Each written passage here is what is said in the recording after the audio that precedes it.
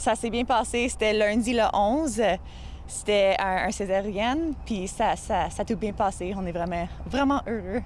Ce jeune couple de parents prennent l'air pour la première fois en 1 mois. Depuis la mi-avril, en raison d'une fin de grossesse difficile, ils étaient confinés dans leur chambre au CUSUM. 4 semaines, oui. Oui, je vais rester avec elle tout le temps, oui. Oui. 1 mois, c'est long dans un hôpital en pleine pandémie, même si tout le personnel fait son possible. Notre étage était vraiment bon. Tous les infirmières et les docteurs avaient une masque puis des gants. Donc, c'était correct, mais c'était toujours en arrière de notre tête. Quelqu'un qui rentre, est-ce qu'ils sont corrects ou non? Depuis le début de l'épidémie, il y a eu plus de 220 accouchements au CUSUM. Des cas simples, des cas très complexes, peu importe les circonstances, il faut soigner toutes les mères. Nous, on est un centre d'excellence. On doit accoucher les mamans, positives ou négatives. Les règles de base, port du masque et des gants en tout temps, désinfection régulière et les grands moyens pour les cas de COVID.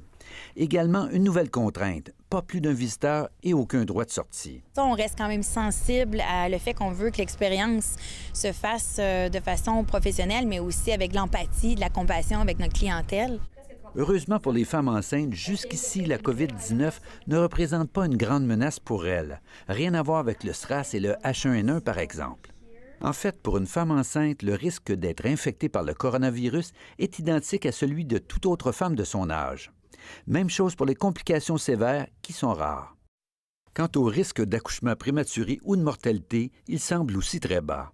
Mais il n'est pas nul pour autant. On a plusieurs cas de décès pendant la grossesse et dans la période juste après la grossesse qui ont été rapportés dans plusieurs endroits dans le monde. Donc, on sait que la femme enceinte n'est pas épargnée, malheureusement, des manifestations sévères et de la mortalité causée par la COVID.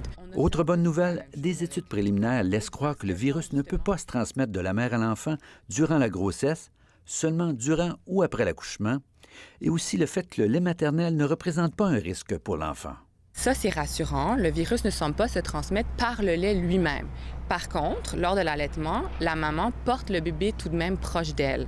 Donc, il y a une transmission possible pendant l'allaitement, mais pas par le lait. On va être correct, mais il faut qu'on s'habitue de toujours avoir nos masques et nos gants quand on sort. En sortant de l'hôpital, le jeune couple savait déjà ce qui l'attendait. La COVID-19, c'est leur nouvelle réalité quotidienne. Mais il faisait beau, chaud et le petit miracle s'était produit. Et ça, c'est Spencer Live Buna. 5 livres, exact. En pleine pandémie. Oui, dans pleine pandémie, oui. Exact. Oui, mais elle est parfaite. On est vraiment... Ici Normand Grondin, Radio-Canada, Montréal.